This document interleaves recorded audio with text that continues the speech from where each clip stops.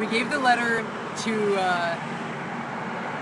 David, who's the district manager for this district for Publix, who we asked him what his position was. Ian asked him. Ian did a great job, by the way. We're really glad to have Clarksville and former Clarksville allies here with us. Right? So David basically responded, "We don't get involved in labor disputes." We took a little bit of time to explain to David why that doesn't make sense, right? There is no labor dispute. We understand that there was, right? There was a labor dispute that lasted almost 15 years, which was the farmers against the farm workers, right?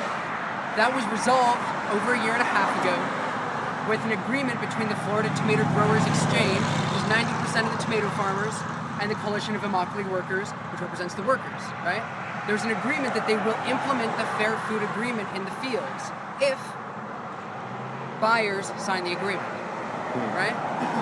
So there's no longer any kind of labor dispute, and the only thing necessary for it to go forward is that the people that actually purchase tomatoes agree if there are farms that are caught using slave labor, if there are farms that are caught systematically violating wage and hour laws, if there are farms that are caught with systematic sexual harassment or sexual violence in the fields, that they don't get to sell tomatoes to Publix anymore.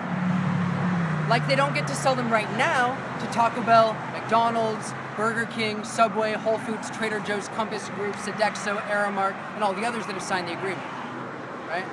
We explained that to him.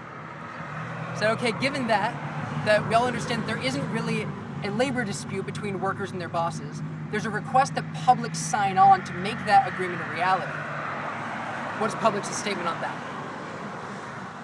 They have no response. Our statement is on our website, and that's it. But we might also notice what is their statement in reality, right? Their statement is that we cannot go up and talk to their store manager. They said, can you wait here in the parking lot? We'll bring back some people from corporate to talk to you, right? They don't want us interacting with any of their customers. They don't want us interacting with their store managers or the people, or the baggers or the cashiers or the clerks, right? Because obviously those people know what it's like to have these bosses over them, right? So they sent their head of community relations from Atlanta. They sent Mike Vandervoort, their head of social media from Lakeland, Florida. They sent David, I didn't see his last name, from the district managing office. They had a fourth and a fifth and a sixth guy in suits that didn't introduce themselves and didn't have the nice name tag, so we don't know who they were. They did take our picture though, guys. But they're taking pictures with the iPads of us. That was cheesy hard, too. It should be illegal in a labor dispute. It may be that there are more Publix managers in this parking lot than customers. And that's because we're here today. Right? So, thanks everybody for coming. I do want to say, I think it's interesting we haven't met a single woman, single female. They did Publix bring manager out the a whole woman, time. Like, but as she they're walking away. got there really late and then walked away. Yeah. When everyone else got She said there. hi to us. Yeah. That was Brenda Reed from the Atlanta office. They've been sued for that before. Oh yeah, it's true.